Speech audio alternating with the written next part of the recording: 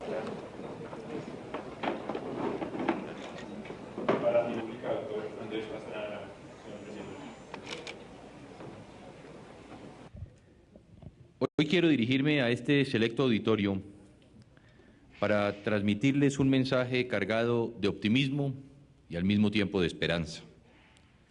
Después de más de año y medio de crecimiento negativo, es incuestionable que hoy la economía está mostrando signos concretos de reactivación. La industria, que caía en más de 20% hace un año, está creciendo a tasas cercanas al 10%.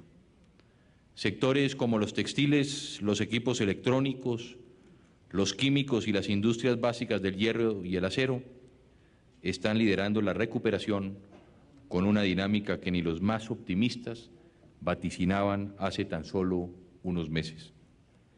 Las exportaciones también están creciendo aceleradamente, en especial aquellas con alto valor agregado y generadoras de empleo.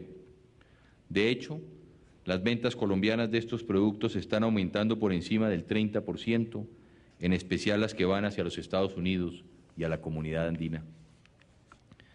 Pero no es solo en la industria donde nos encontramos señales de reactivación. El comercio, el transporte, los servicios y la agricultura han comenzado también a crecer. Inclusive el sistema financiero, tan golpeado por la mala situación de los deudores e incapaz de abrir plenamente las compuertas del crédito productivo, está dando síntomas de recuperación que se están reflejando en indicadores como la mejoría de la calidad de la cartera. Con todo esto, las empresas y los ahorradores están cada vez más protegidos y apoyados por los bancos. La economía está demostrando que tiene las condiciones para crecer y volver a generar empleo. La reactivación ya no es un anhelo, sino algo real que estamos comenzando a sentir todos los colombianos. No hemos ganado la guerra todavía, es cierto. Sin embargo, sí hemos ganado muchas batallas que son indispensables para ganar la guerra contra la pobreza y sobre todo la guerra contra el desempleo. Estos datos no solo no mienten, sino que además nos permiten ser optimistas y tener confianza en el futuro. No se les olvide que el único camino para estar bien es comenzar a estar mejor. Y eso es precisamente lo que muestran hoy los indicadores económicos. Como todos ustedes bien lo saben, hace poco más de año y medio era impensable hablar de reactivación. Recordemos que en aquel entonces teníamos una economía en caída libre y dando los primeros síntomas de recesión. Finanzas públicas descontroladas, tasas de interés que superaban el 40%, desempleo por encima del 16% y creciendo aceleradamente, inestabilidad cambiaria y un deterioro alarmante de la cartera del sistema financiero y de los deudores hipotecarios. El panorama no podía ser más desalentador. Había que actuar con rapidez. Las medidas que se debían tomar eran impopulares y requerían de mucha paciencia y sobre todo de muchos esfuerzos. Sin embargo, era el momento de poner la economía por encima de cualquier otra consideración. Y así lo hice y así lo hicimos en el gobierno.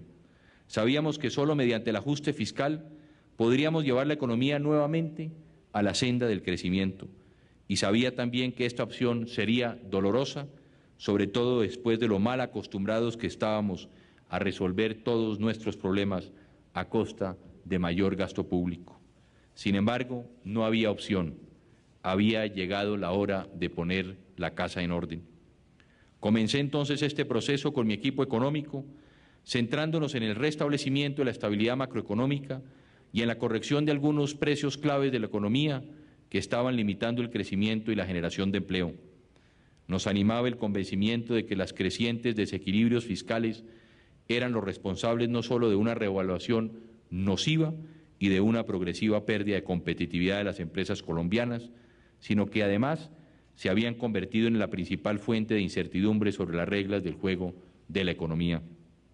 Por esto, enfilamos las baterías hacia el ajuste de las finanzas públicas. En primer término, la corrección del déficit fiscal nos exigió manejar el presupuesto nacional con mucha austeridad. Solo para dar un ejemplo de los esfuerzos que hemos realizado en este frente, redujimos los gastos de funcionamiento después de que habían crecido por encima del 30% a lo largo de la década. El esfuerzo fiscal lo acompañamos con reformas orientadas a asegurar la sostenibilidad tanto a nivel del Gobierno nacional como de los entes territoriales.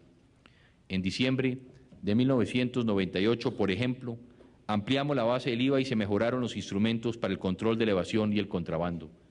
Gracias a este esfuerzo, la DIAN ha abierto más de 200.000 investigaciones que nos han permitido recaudar 650.000 millones de pesos. Bajo estas mismas líneas creamos a finales del año 99 el Fondo de Pasivos Territoriales para que pudiéramos así garantizar el pago de pensiones en los departamentos y contribuir a desactivar esta bomba pensional. Podríamos mencionar aquí muchos otros ejemplos, como el acuerdo con el Fondo Monetario o la efectiva labor de la Dirección de Apoyo Fiscal para sanear las finanzas territoriales, de lo que hemos hecho para sanear las finanzas públicas. Sin embargo, lo importante es que los resultados de todas estas acciones han sido contundentes. Logramos calmar las presiones cambiarias, abrimos de esta manera espacio para que bajaran las tasas de interés y mantuvimos y consolidamos la baja en la inflación. Estas, y solo estas, han sido las principales semillas de la reactivación que hoy comenzamos a ver. Pero nuestros esfuerzos no se han limitado exclusivamente a la corrección de los desequilibrios fiscales. También nos dimos a la tarea de tomar todas las medidas necesarias para acelerar la reactivación de la actividad productiva y para fortalecer el debilitado sistema financiero. En esto no les quepa la menor duda. En materia de estabilización económica, el Gobierno siempre ha mantenido un ojo en las finanzas públicas y el otro en el fortalecimiento del sistema financiero. No se nos puede olvidar que recibimos un sector financiero deteriorado, seriamente afectado por la coyuntura recesiva de la economía y en los umbrales de una delicada crisis. Por eso afrontamos el problema con firmeza, adoptando una amplia gama de medidas dirigidas a resolver oportunamente esta situación, a pesar de que varias de ellas eran abiertamente impopulares. Quizá lo más importante en esta materia ha sido el establecimiento de mecanismos extraordinarios para preservar la liquidez y la solvencia de las instituciones, la política de alivios a los deudores hipotecarios y el diseño de procedimientos tendientes a reestructurar patrimonialmente la banca privada. Capítulo aparte merece la ardua e impostergable tarea de reestructurar la banca oficial, postrada ante el pobre manejo de años anteriores.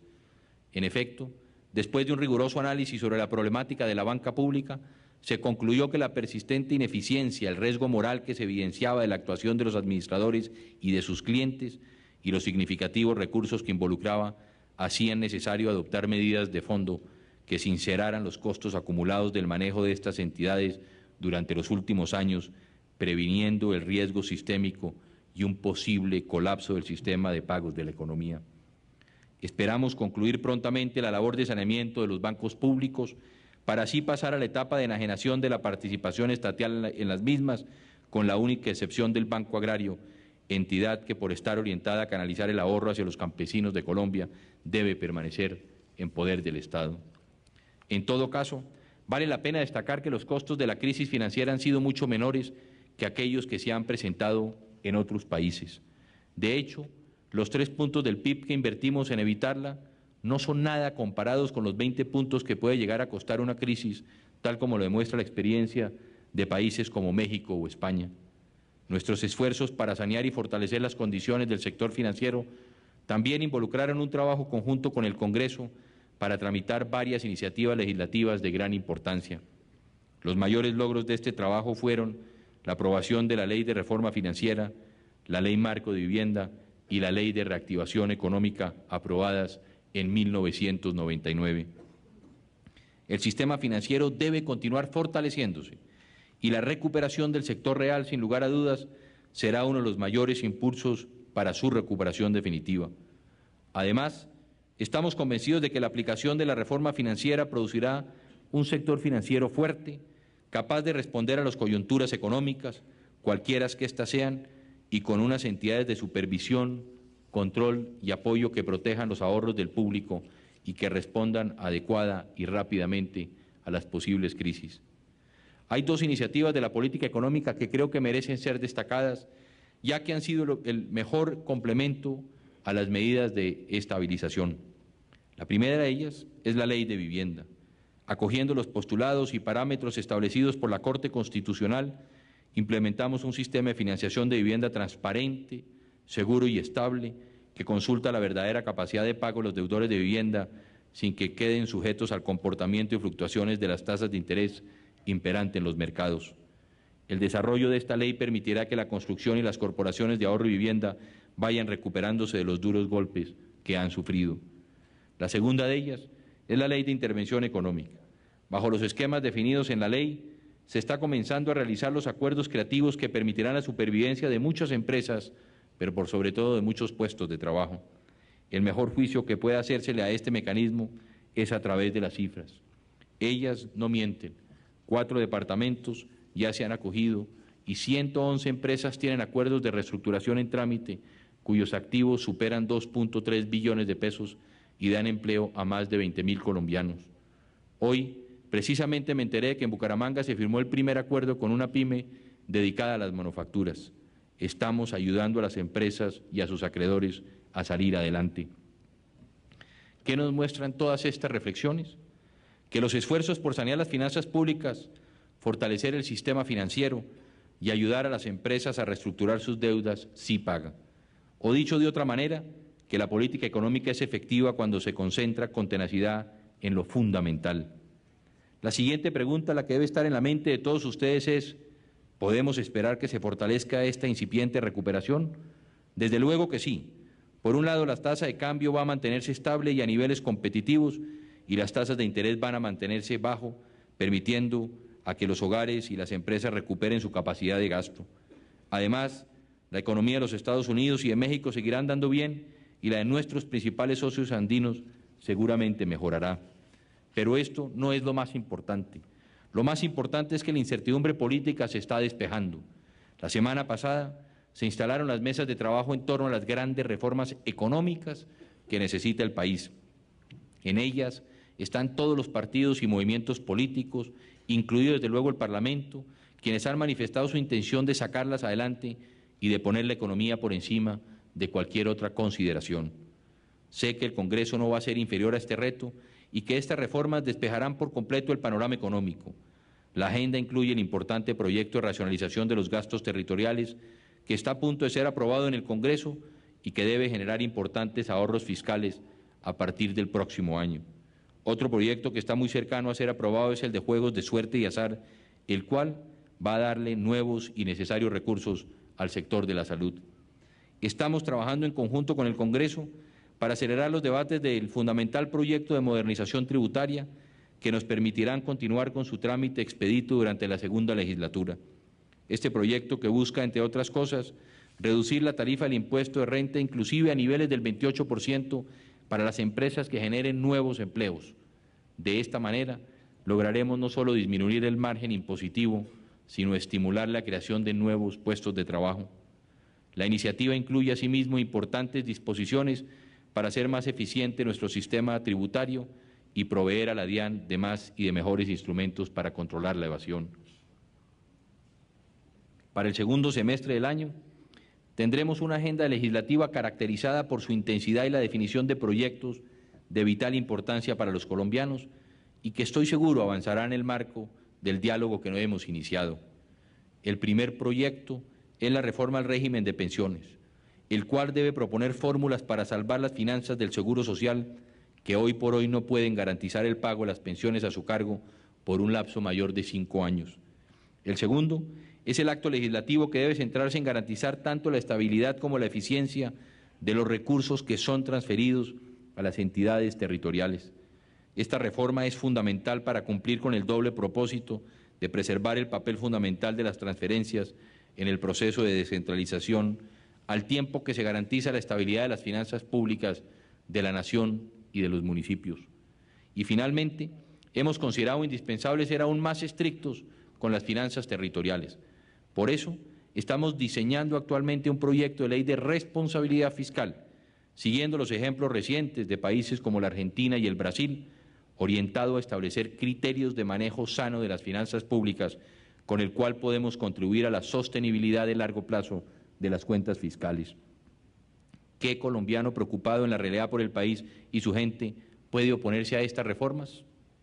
No me cabe la menor duda que dentro del ambiente de reconciliación y trabajo en equipo que hemos promovido, ni las instituciones ni los partidos ni los gremios van a ser inferiores a este reto. Por el contrario, tal y como lo han manifestado en diferentes ocasiones y como lo hiciera en la instalación de las mesas de trabajo por Colombia el pasado viernes, están listos para ponerse a trabajar de inmediato con nosotros para sacar adelante las reformas y contribuir con sentido patriótico a sentar las bases para un crecimiento económico sostenido que redunde en mayores oportunidades de trabajo y de bienestar para todos los colombianos. Queridos amigos banqueros, la semana pasada en la instalación de las mesas de trabajo dije que el futuro no espera. Nuestros hijos, nuestros trabajadores, nuestro pueblo no esperan. Por eso tenemos que tomar ya entre todos las riendas de ese futuro que se nos presenta como un desafío y un compromiso. De nosotros depende que la reactivación que hoy está germinando fuerte y promisoria crezca y se consolide para el mayor bienestar de todos los colombianos. Con el trabajo y la contribución patriótica de todos los sectores de la economía, incluyendo, por supuesto, el sector financiero como eje y combustible de un sano crecimiento, lograremos llegar al puerto anhelado. No les quepa la menor duda. El momento es ahora y el destino está en nuestras manos. Unidos por Colombia, ningún obstáculo podrá detenernos. Muchas gracias.